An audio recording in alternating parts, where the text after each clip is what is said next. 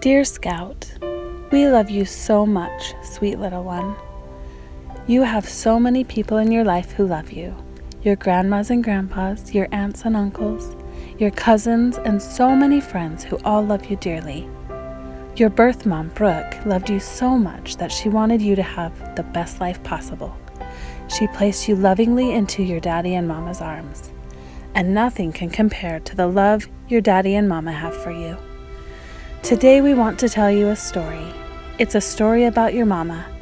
We want you to know all about the beautiful person that she was and all about the amazing life that she lived. And most of all, we want you to know just how much she loves you and to know that she always will, always and forever.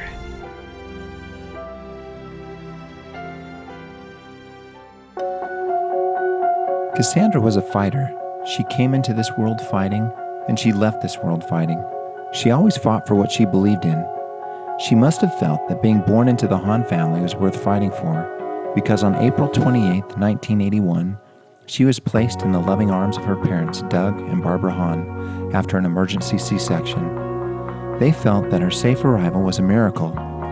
Doctors were frustrated during labor because the baby was not in the right position, and they couldn't get her to rotate. They ordered a C-section, and once she was delivered, they found that the umbilical cord was wrapped around her neck. Had she not been delivered by C-section, it would have been very dangerous, and she may not have survived. Her mother recorded in her journal, "There are no words to express the feeling Doug and I had when Cassandra was introduced to us. We could barely find anything to say to each other except, 'Do you believe it?' Meaning everything Cassie represented. She was so beautiful, the baby girl we had expected. No trauma in birth, no scrunched little nose. All the doctors and nurses were thrilled. Dr. Coleman said Cassie's umbilical cord was wrapped around her neck. Another testimony to me that our Heavenly Father had prepared us for this, and it was meant to be. The thrill that passed between Doug and I when we were told she was a beautiful, perfect baby is indescribable. Doug was so cute with her, he wanted to hold her." Cassandra was Doug and Barbara's sixth child, the baby of the family. Her siblings adored, loved, and cherished her. She is loved by her protective older brothers, Scott, Cortland, Jason, and Tyler, and treasured by her older sister, Amanda. Cassie grew up in a small town of Emmett, Idaho, which suited this little tomboy just fine. The country landscape, open fields, rivers, and canals were the perfect playground for her adventurous spirit. She loved being outdoors, enjoying the fresh air, nature, sunshine, exploring and having fun. Anytime she got a little money, she'd race down the street to Tyler's pharmacy and spend it on candy.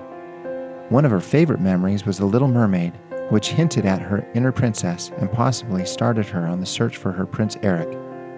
She loved animals, especially her family dogs. Her favorite were Mr. Small, a Maltese, and Dewey Docker, a Samoyed Husky.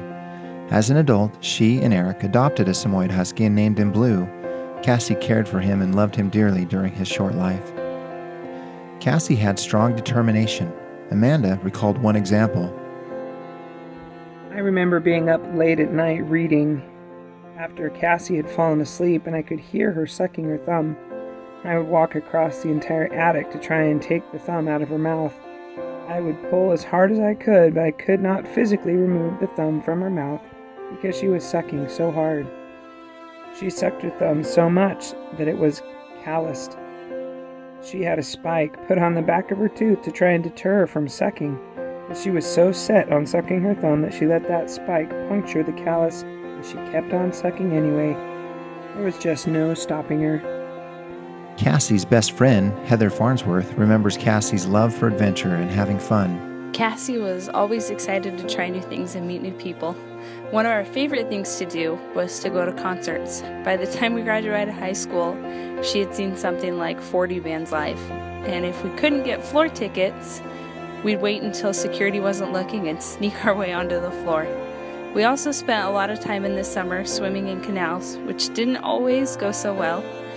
One time we jumped off a bridge into the canal, only to realize that the bridge extended all the way into the water, and we were quickly running out of space. Luckily, we were able to swim to the side before slamming into the bridge. Another time, Cassie decided to dive off of a high bridge. However, she was so used to her 4-foot pool at home that she tried to do a shallow dive and ended up doing a belly flop from a high distance. She was naturally very athletic, and she easily picked up any new activity that she tried. I remember one time we were sitting in her kitchen, and she picked up an apple and we started throwing it back and forth to see how many times we could go without dropping it. By the end, there were apple pieces all over the floor and walls. Cassie was also very independent. She didn't fall to peer pressure. I was looking back through my journal and found 2 spots where I wrote, quote, "Everyone did it, except Cassie," end quote. I think she even chose to do certain things to specifically stand out from the crowd, like getting 2 bleach streaks in the front of her hair. Her favorite place to shop for clothes was the thrift store. She had this incredible eye for what would look good. She could pick something out that I would never have given a second glance, and it would end up looking amazing. I finally just started trusting her to pick out my clothes when we'd go shopping. Throughout high school, Cassie earned money by cleaning Honko, the family lumber mill. She and Heather laughed about their Ghostbuster vacuum packs as they cleaned together. Cass would sit in the driveway with Heather and their friends eating red vines while watching Tyler and his friend Seth Johns rollerblade on their homemade ramp. Cass would tell friends that Tyler and Seth thought they were so much cooler than they actually were. As a teenager, Cass refused to wear makeup and refused to smile. However, she was a little surprised by the photo shoot of her senior picture. She wasn't smiling in any of the pictures. She told us, "I thought I was smiling in some of those." Cassie was an amazing artist. She had so much creativity and raw talent. She was excellent at drawing, sketching, and doodling. She made caricatures of friends and family. She often gave her artwork as gifts. Cassie was also strong and athletic. She was naturally coordinated. Some of her fondest memories were playing catch with her dad after school. They also enjoyed Emmett's annual Cherry Festival in the summer. They would hang out at a booth that measured how fast you could pitch a softball. Cass would throw the ball with all her might, each time determined to throw it just a little faster. Her dad cheered her on as though she was pitching from the mound at Fenway Park. He was so very proud of her and thoroughly enjoyed watching her throw. Cass played on many competitive, successful teams in high school. She played basketball, volleyball, and softball. She was a lot of fun, made great friends, and her teammates loved her. She graduated from Emmett High in 1999.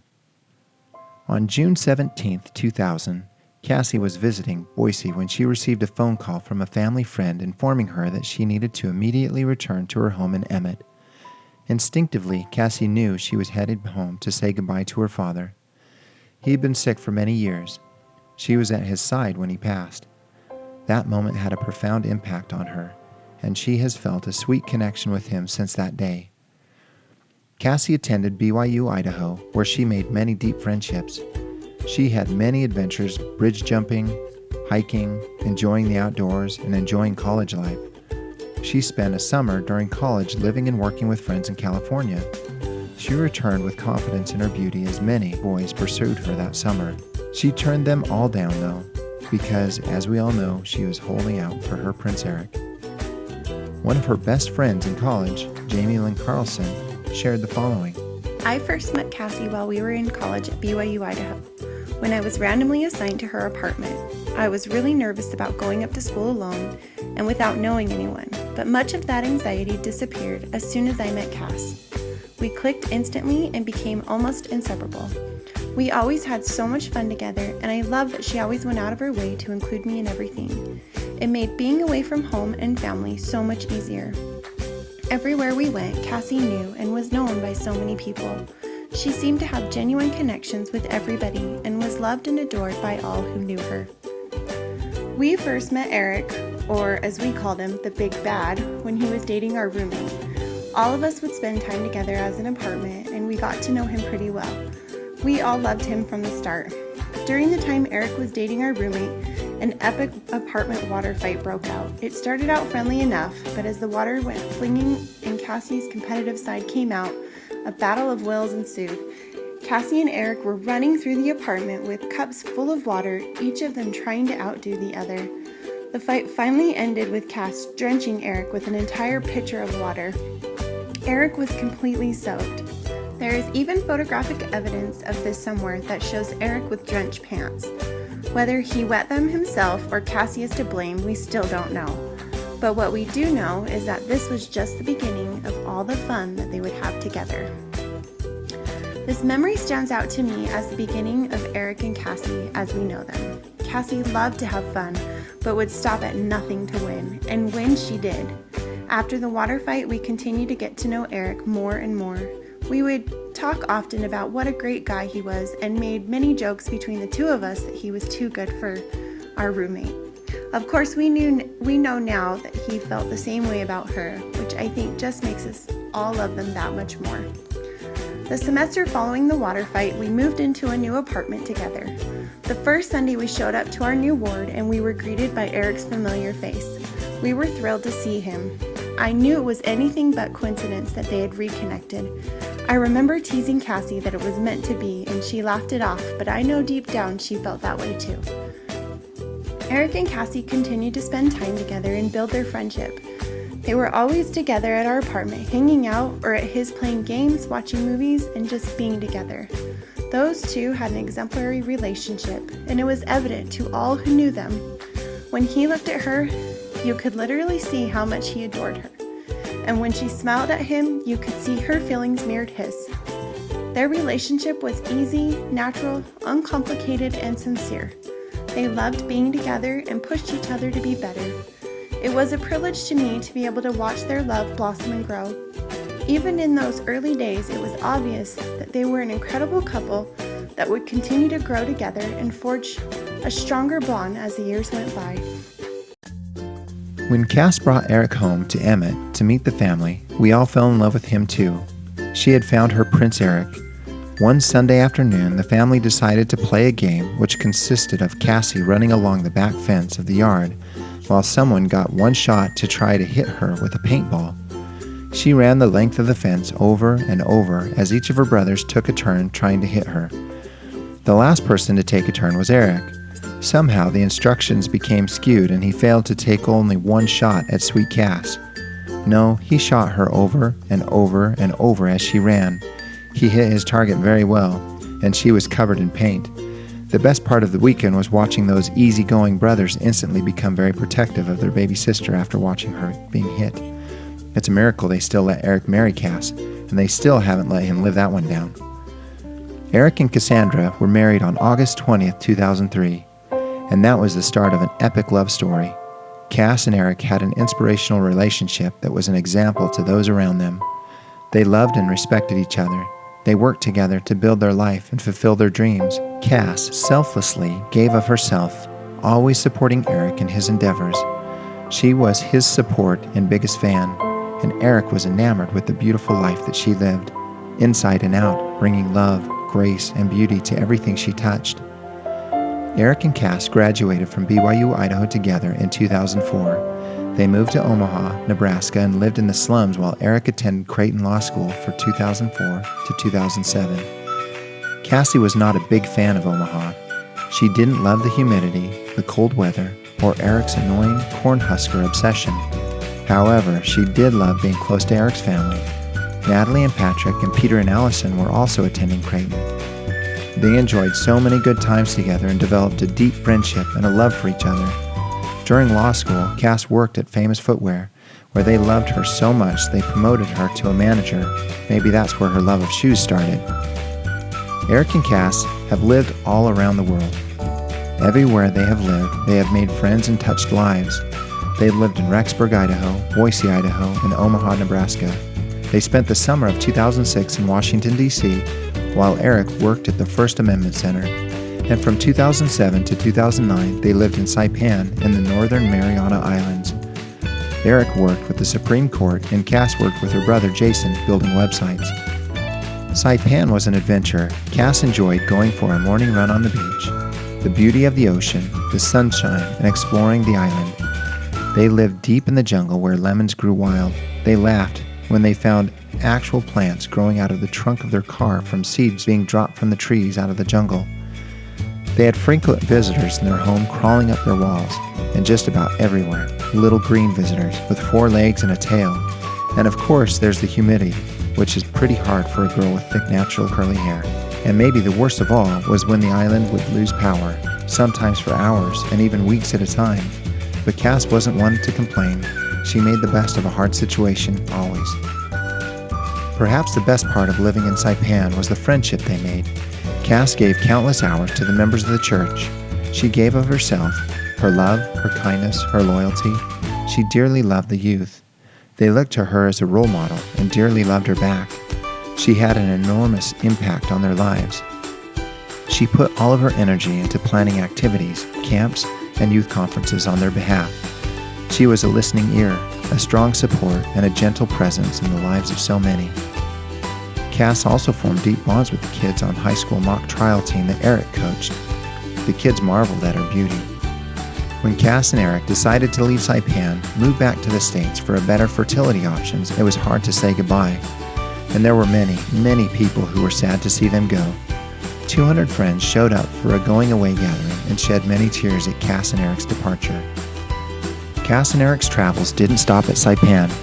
They have seen the world together. From Saipan, they traveled to Tinian, Rota, Guam, Bali, Philippines, Japan, Korea. Last fall, they went on a cruise and visited Greece, Italy, Croatia, and Paris. They have traveled to Mexico, San Francisco, Washington, D.C., Coeur d'Alene, and Arizona. With family, Cass has visited England, Seattle, California, Utah, and when she was 10 years old, they bought an old Winnebago and drove across the country on a church history tour. Cass has always been ahead of the curve with technology and design. She worked with her brother Jason building websites for 9 years. Her design work was beautiful. Some of their clients insisted that they only wanted to work with Cassandra. They loved her so much. Her eye for design extends beyond graphic design, however. Her talents extend to everything that she touches. Her home, her wardrobe, her artwork all have her unique personal touch. She recently extended her talent and creativity to a photography. She became a self-taught natural light photographer, creating her business, Linen and Lace Photography. Her work was creative, artistic, and beautiful.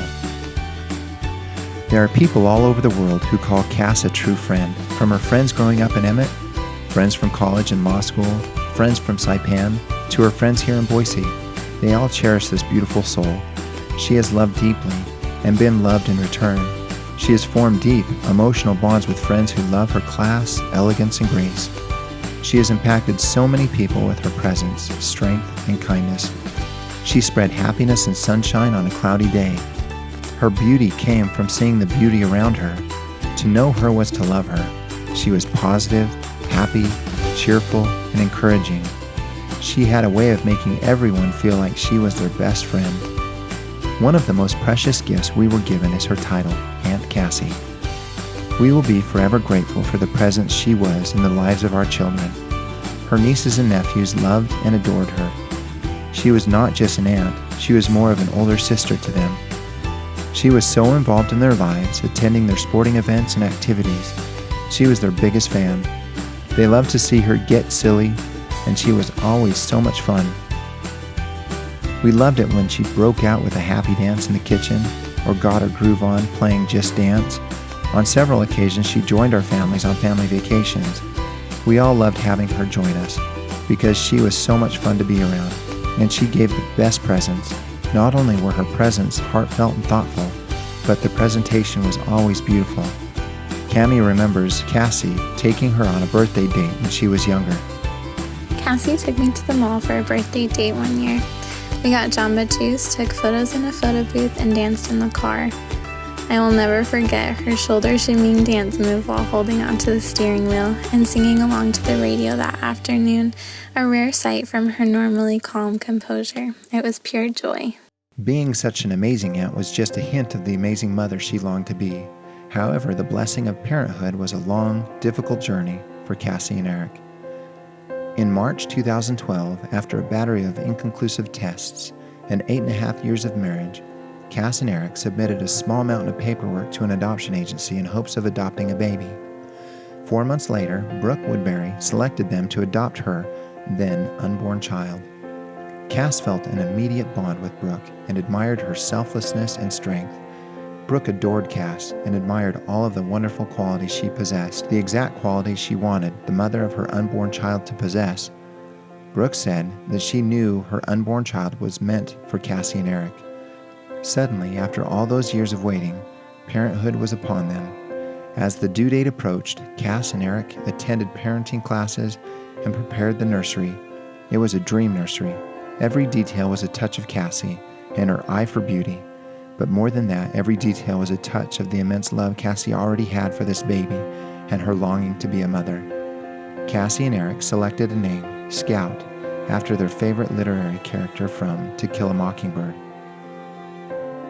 The crowning moment of Cassandra's life was the day she became a mother.